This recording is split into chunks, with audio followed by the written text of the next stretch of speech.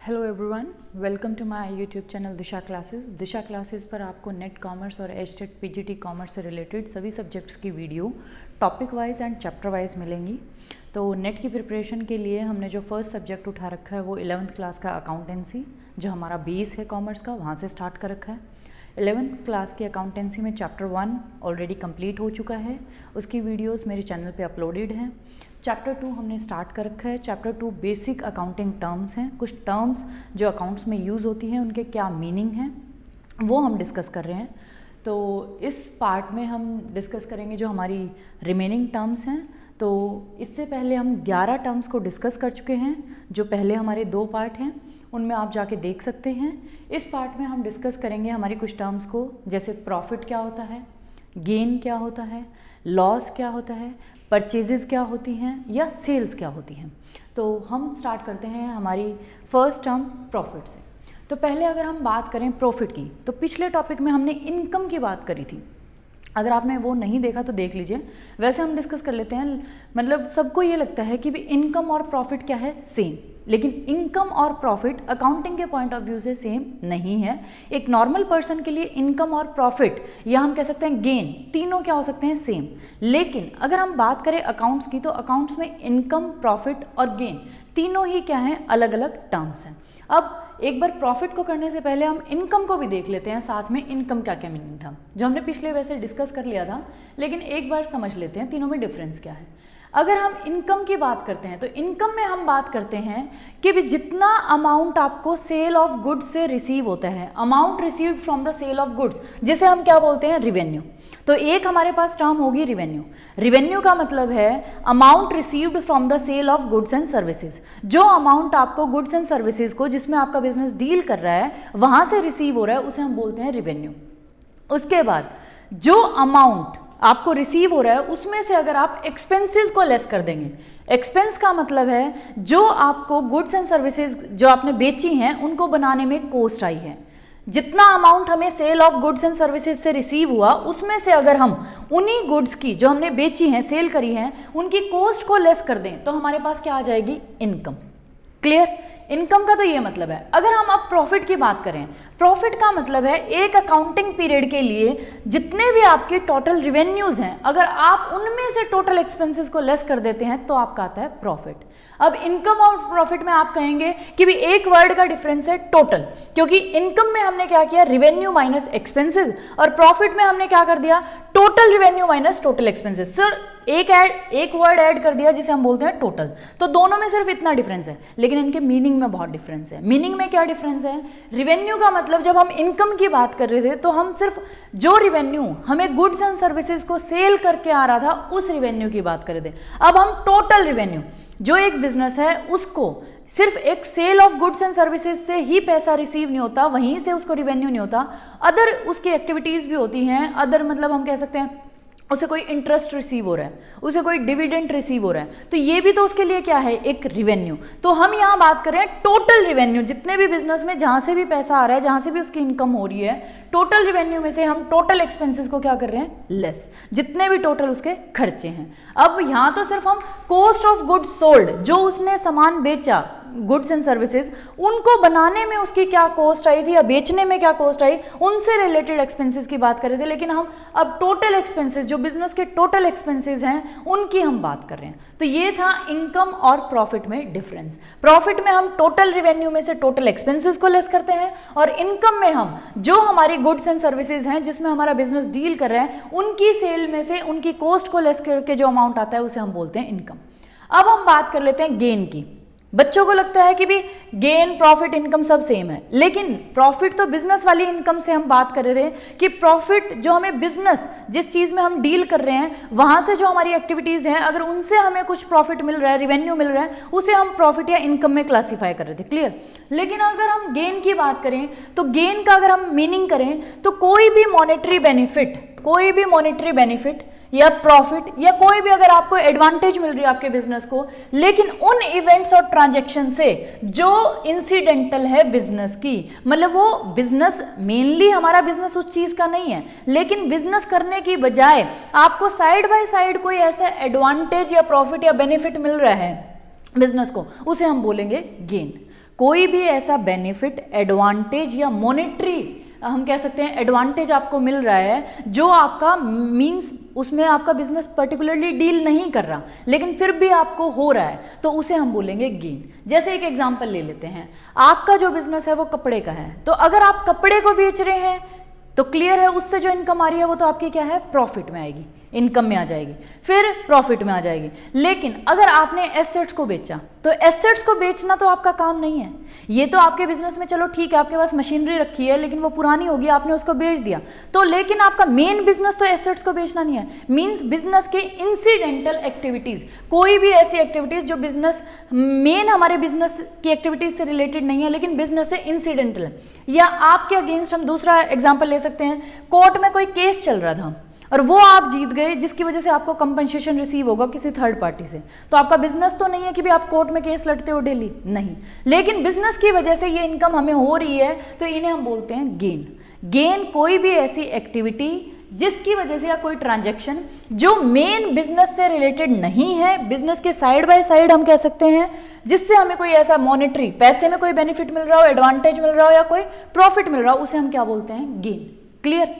जैसे हम बात करते हैं, आपने जो लैंड ली थी वो 50,000 की ली थी, जब आपने उसको बेचा 1 लाख की बिक गई तो 50,000 का क्या है, ये गेन, क्योंकि ये आपका मेन बिजनेस नहीं था कि भी आप लैंड को परचेज कर रहे हैं और फिर सेल करा तो उस पर कुछ प्रॉफिट हुआ, उसे हम वर्ड का नाम देंगे गेन। क्लियर। अब हम आ जाते हैं हमारी नेक्स्ट टर्म लॉस पे।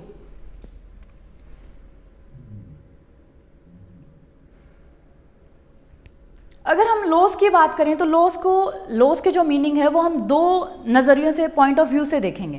पहला अगर बात करें तो जब आपके टोटल एक्सपेंसेस, अभी हमने प्रॉफिट की बात करी थी, प्रॉफिट में क्या था, जब हमारे टोटल रेवेन्यू ज्यादा होते थे और टोटल खर्चे कम होते थे। क्लियर। मान लो आपका जो टोटल रेवेन्यू है वो 1 लाख और टोटल एक्सपेंसेस हुए 80,000, तो 20,000 का क्या आता था, प्रॉफिट। लेकिन अगर आपके टोटल एक्सपेंसेस टोटल रेवेन्यू से किसी भी अकाउंटिंग ईयर के लिए अगर ज्यादा हो, खर्चे एक्सपेंसेस ज्यादा हैं और जो इनकम है, रेवेन्यू है, वो क्या है, कम, तो तब हम बोलेंगे लॉस। जैसे आपने टोटल खर्चा करा 2 लाख का लेकिन आपके जो रेवेन्यू आए वो आए 1 लाख, तो 1 लाख का क्या हो गया आपको, लॉस। क्लियर। एक तो ये होता है लॉस हमारे लिए। दूसरा लॉस क्या होता है, it refer to some fact और activity against which business receive no benefit. या फिर हम लॉस को इस तरीके से देखते हैं, कोई ऐसी एक्टिविटी या कोई ऐसा इंसिडेंट होना जिसकी वजह से बिजनेस को कोई भी बेनिफिट नहीं मिलता, जिसकी वजह से बिजनेस को लॉस होता है, मतलब कोई बेनिफिट रिसीव नहीं होता। जैसे आग लग गई, आग की वजह से आपका जो गुड्स थे वो डिस्ट्रॉय हो गए, तो लॉस ड्यू टू फायर। अब यहां भी इसको भी हम क्या बोलेंगे, लॉस। लेकिन ये क्या है, ये कोई ऐसी एक्टिविटी है जिसकी वजह से बिजनेस को अब कोई बेनिफिट नहीं मिलेगा। अदरवाइज तो इन गुड्स को हम बेचते और हमें क्या मिलता, कैश, हमारी रिसिप्ट्स होती, लेकिन अब हमें कोई बेनिफिट नहीं मिलेगा, तो उसे भी हम क्या बोलते हैं, लॉस। और एक लॉस था जब हमारे टोटल एक्सपेंसेस टोटल रेवेन्यू से क्या हो, ज्यादा। क्लियर। अब कुछ बच्चों को लगता है कि भी लॉस और एक्सपेंसेस सेम है, लॉस हो रहा है एक्सपेंस, नहीं। जो एक्सपेंसेस हैं वो इसलिए किए जाते हैं ताकि हमें रिवेन्यू हो, लेकिन लॉस से हमें कोई रिवेन्यू नहीं मिलता, क्योंकि लॉस की वजह से हमें फ्यूचर में कोई बेनिफिट नहीं मिलेगा। तो लॉस और रिवेन्यू क्या है, लॉस और एक्सपेंस क्या है, दोनों अलग अलग। जैसे अगर आपकी चोरी हो जाती है मशीनरी की, तो वो क्या है, लॉस, उससे अब हमें ना कोई बेनिफिट मिलेगा। क्लियर। लेकिन अगर आप, जैसे डेप्रिसिएशन है, क्योंकि आप मशीनरी को यूज कर रहे हैं तो 1 साल के बाद उसकी वैल्यू क्या हो जाएगी, डिक्रीज। 5 लाख की मशीनरी 4 लाख की रह जाएगी सपोज, तो 1 लाख की जो डिक्रीज हुई है in the value of asset, जो आपकी मशीनरी की वैल्यू कम हुई है, उसे हम बोलते हैं डेप्रिसिएशन। तो डेप्रिसिएशन हमारा लॉस नहीं है, क्योंकि हमने उसको यूज किया है प्रोडक्शन ऑफ गुड्स के लिए, तब उसकी वैल्यू क्या हुई है, यूज करने की वजह से डिक्रीज, तो उसे हम बोलेंगे एक्सपेंस। तो एक्सपेंस वो चीज है जिसे हम इसलिए करते हैं ताकि हमें रिवेन्यू हो। अब हमने मशीनरी का यूज किया, डेप्रिसिएशन, उसकी वैल्यू डिक्रीज कर दी हमने, क्योंकि वैल्यू ऑब्वियसली डिक्रीज होगी जब हम किसी चीज को यूज करेंगे। जो डेप्रिसिएशन है वो क्या है, एक्सपेंस, क्योंकि उसकी वजह से हमें अभी रिवेन्यू मिलेगा। जो गुड्स प्रोड्यूस हुई है मशीनरी के थ्रू, उनसे हमें क्या मिलेगा, रिवेन्यू। तो एक्सपेंस रिवेन्यू जनरेट करने के लिए किया जाता है ताकि हमें रिवेन्यू मिले, लेकिन लॉस ऐसा नहीं है जिससे हमें कोई रिवेन्यू मिलता है। जैसे अब मशीनरी की चोरी होगी तो उससे आपको कोई अब रिवेन्यू थोड़ी ना मिलेगा, आपने खुद थोड़ी ना किया कि भी उससे रिवेन्यू जनरेट होगा, लेकिन एक्सपेंस हम खुद करते हैं ताकि हमें रिवेन्यू जनरेट हो। क्लियर। उसके बाद हम आ जाते हैं अब हमारी नेक्स्ट टर्म पे। हमारी नेक्स्ट टर्म है परचेजेस। अब कहने को तो परचेज का मीनिंग सबके लिए क्या हो सकता है, अलग अलग, लेकिन अगर हम अकाउंट्स के टर्म्स में बोलें तो परचेज में सिर्फ हम purchase of goods and services को इंक्लूड करेंगे जिसमें बिजनेस क्या कर रहा है, डील। परचेज अगर टर्म की बात कर रहे हैं तो सिर्फ हम उन गुड्स एंड सर्विसेज को लेंगे जिसमें बिजनेस क्या करता है, डील। उन्हीं को हम परचेजेस का नाम देंगे। उन्हीं गुड्स को अगर हम खरीद के लाते हैं तो हम परचेजेस में डालेंगे अगर उनमें बिजनेस क्या कर रहा है, डील। अगर वो मेन बिजनेस है, मतलब हमारा जो मेन बिजनेस है उसका मेन पार्ट है, उसी चीज का हम बिजनेस कर रहे हैं, उन्हीं गुड्स का जिन्हें हम रीसेल करते हैं, तो उन्हीं गुड्स को हम क्या बोलेंगे, परचेज। अब एग्जांपल ले लेते हैं। अगर आप मैन्युफैक्चरिंग कर रहे हैं तो मैन्युफैक्चरिंग मतलब आप खरीदते हैं, फिर किसी चीज को बनाते हैं और फिर बेचते हैं, रीसेल करते हैं। क्लियर? तो अब हमारे लिए मैन्युफैक्चरिंग जो खुद बना रहा है फैक्ट्री है, उसके लिए मैन्युफैक्चरिंग कंसर्न के लिए परचेजेस क्या होंगी, जिसमें वो डील कर रहा है, तो वो होगा रॉ मटेरियल। क्योंकि हम क्या कर रहे हैं, रॉ मटेरियल को लेके रॉ मटेरियल से हम फिनिश्ड गुड्स बना रहे हैं और फिर उसे बेच रहे हैं। क्लियर? लेकिन अगर हम बात करें ट्रेडिंग कंसर्न की, ट्रेडिंग कंसर्न वो होती हैं जो ट्रेडिंग का काम करती है, मतलब किसी से ले लिया, बनाया और उसको आगे रीसेल कर दिया, उसे हम बोलते हैं ट्रेड। ट्रेड कर रहा है बंदा कि किसी और से बनाया लिया और आगे उसको अपना प्रॉफिट मार्जिन ऐड करके रीसेल कर रहा है, खुद नहीं बना रहा। लेकिन मैन्युफैक्चरिंग वाले क्या करते हैं, रॉ मटेरियल को खरीदते हैं, रॉ मटेरियल के बाद उसको कन्वर्ट करते हैं फिनिश्ड गुड्स में और फिर उसे बेचते हैं, उस पर कुछ ना कुछ प्रोसेस करते हैं। क्लियर? ट्रेडिंग कंसर्न के लिए जो गुड्स उसने परचेज करी है रीसेल करने के लिए, गुड्स फॉर रीसेल, जिन्हें वो आगे बेच रहा है, उसे हम बोलेंगे परचेजेस में। उन गुड्स को हम किसका नाम देंगे, परचेजेस का। अब ये कह रहा है दोनों ही केस में, यहां वो रॉ मटेरियल परचेज कर रहा है, यहां वो बनी बनाई गुड्स को परचेज कर रहा है, लेकिन रीसेल कर रहा है। दोनों ही केस में जो हमारा पर्पस होता है वो क्या होता है, प्रॉफिट को कमाना, लेकिन रीसेल करके। यहां वो रॉ मटेरियल को रीसेल करता है लेकिन उसका फॉर्म बदल देता है, रॉ मटेरियल को एक फिनिश्ड प्रोडक्ट में बदल देता है और फिर रीसेल करता है। यहां वो गुड्स को जैसे होते हैं वैसे का वैसे परचेज करता है, उनको कोई भी फॉर्म उनकी चेंज नहीं करता, उनको ऐसे कैसे रीसेल। लेकिन दोनों ही केस में हम उन गुड्स एंड सर्विसेज को लेंगे जिन्हें हम रीसेल करते हैं, बिजनेस में यूज नहीं करते, लेकिन उन्हें इसलिए लाया जाता है बिजनेस में ताकि उन्हें रीसेल करके हम क्या करें, प्रॉफिट को अर्न। दोनों ही केसेस में हमारा मेन मोटिव क्या होता है, प्रॉफिट अर्न करना थ्रू द रीसेल। क्लियर? जैसे एग्जांपल ले लेते हैं क्लॉथ डीलर का।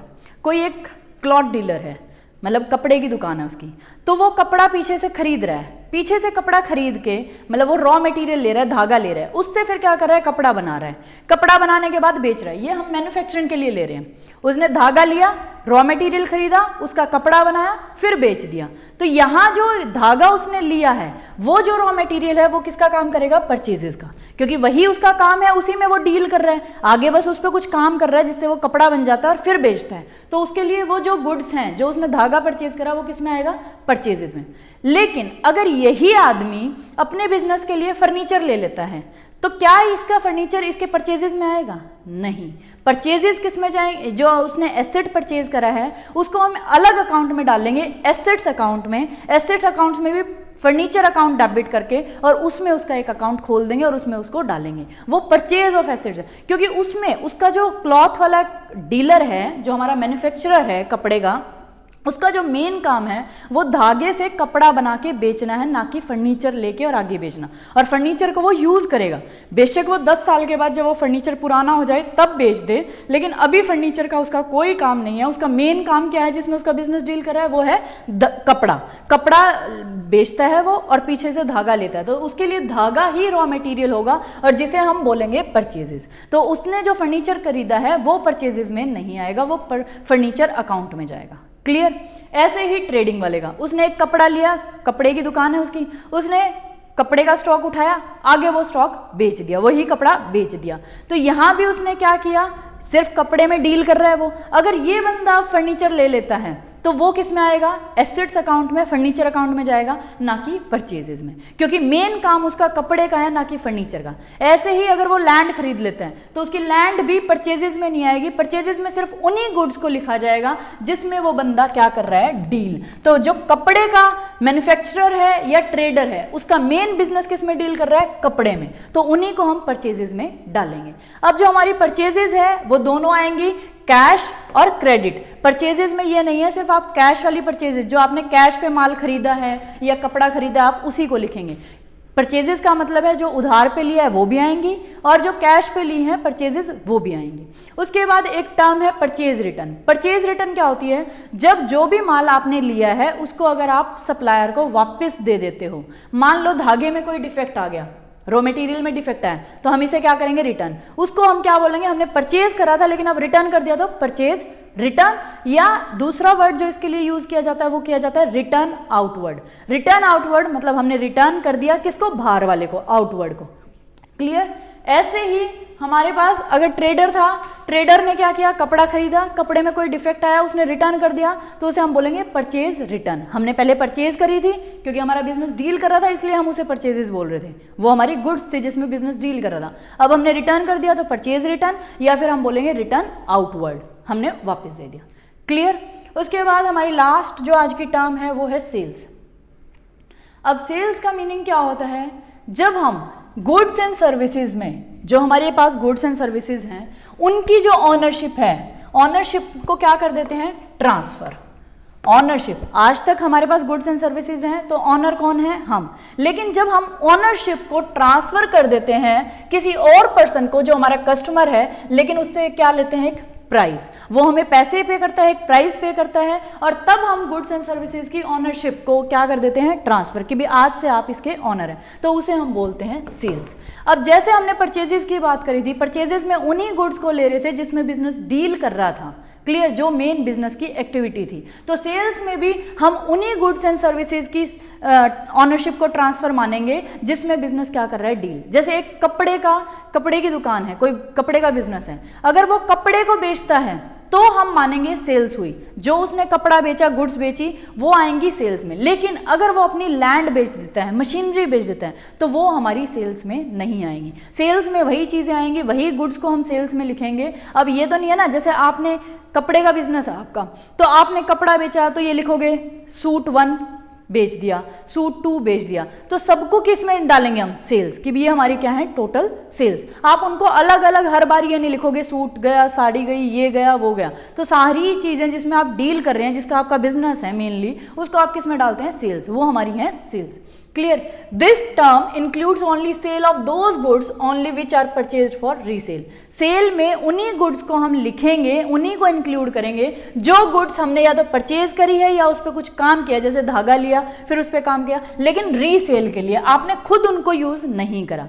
मशीनरी आपने खरीदी, यूज करी, फिर बेच रहे हो, तो बाद में आप यूज करने के बाद बेच रहे हो, ये नहीं है सीधा ही।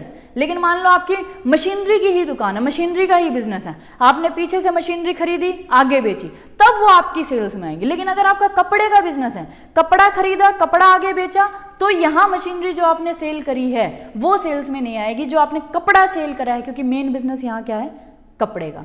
तो ये डिपेंड करता है बिजनेस किस चीज का है आपका, उन्हीं गुड्स को। एक मशीनरी वाले बिजनेस के लिए मशीनरी लेना और बेचना क्या है, सेल्स। लेकिन एक कपड़े वाले के लिए कपड़ा लेना और कपड़ा बेचना तो क्या है, सेल्स। लेकिन अगर वो मशीनरी को बेच रहा है तो मशीनरी उसकी सेल्स में नहीं आएंगी। Clear.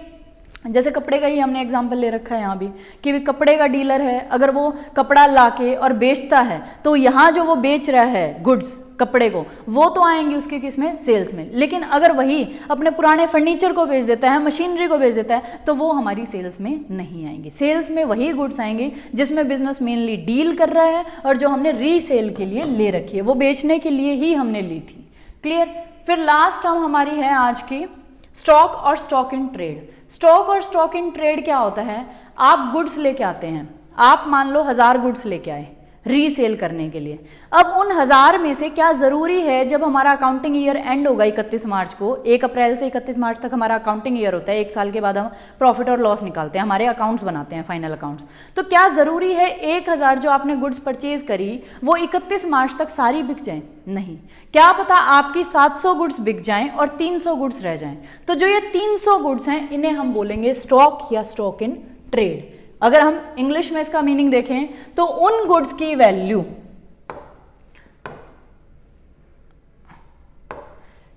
Of those goods which are purchase, जो हमने परचेज करी थी किसके लिए, फॉर सेलिंग, रीसेलिंग, बट लेकिन वो अनसोल्ड हैं at the end of the accounting year.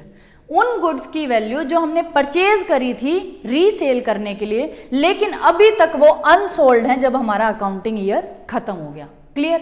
अब जो स्टॉक है उसके भी हमारे पास 2 टाइप्स हैं, opening stock, closing stock. Opening stock क्या होता है, वो गुड्स की वैल्यू जो आपके पास अनसोल्ड पड़ी हैं जब आपका ईयर क्या हो रहा है, स्टार्ट। अब जब 1 अप्रैल, अब 31 मार्च को जब हमने एग्जांपल लिया कि भी हमारी 700 गुड्स तो बिक गई, 300 रह गई, तो 300 31 मार्च को रहेगी। तो जब हमारा अगला साल शुरू होगा 1 अप्रैल से, नेक्स्ट डे से, ये 300 हमारे बिजनेस में रहेंगी, तो ये हमारा क्या बन जाएंगी, ओपनिंग स्टॉक। और ऐसे ही अब ये 300 होगी, फिर हमने और परचेज कर ली, वो हमारी आएंगी परचेजेस में, हमने 100 गुड्स और परचेज कर ली, टोटल कितनी होगी अब 400। अब इन 400 में से मान लो जब 31 मार्च, अगला 31 मार्च आएगा, 1 साल हो जाएगा, इन 400 में से हमारी बिकती हैं 250। तो अब जो 150 हैं वो हमारी क्या हो जाएंगी, क्लोजिंग स्टॉक, जो एट द एंड हमारी बच जाती हैं। जब हमारा अकाउंटिंग ईयर खत्म होता है, उन गुड्स की वैल्यू जो बच जाती है at the end of the financial year, उन्हें हम बोलते हैं क्लोजिंग स्टॉक। और जब ईयर, फाइनेंशियल ईयर स्टार्ट होता है, जो गुड्स हमारी बिना बिके हमारे पास रखी होती हैं उन्हें हम बोलते हैं ओपनिंग स्टॉक। इस साल का जो क्लोजिंग स्टॉक है वो अगले साल का क्या बन जाता है, ओपनिंग स्टॉक, क्योंकि 31 मार्च को बुक्स क्लोज होती हैं, 1 अप्रैल को हमारा नया ईयर शुरू हो जाता है, नया फाइनेंशियल ईयर। तो एक ही दिन का गैप तो है। जो आज क्लोजिंग स्टॉक है इस साल के लिए, भाई एट द एंड जो पड़ा है वो नेक्स्ट ईयर में, बिगनिंग में भी तो वही पड़ा होगा। तो इस साल का क्लोजिंग स्टॉक अगले साल का क्या बन जाता है, opening stock. Clear. Thanks for watching. अगर आपको मेरी ये वीडियो अच्छी लगी तो दिशा क्लासेस को सब्सक्राइब करें और बेल आइकन को दबाएं ताकि आने वाली सभी वीडियोस की नोटिफिकेशन आपको मिलती रहे।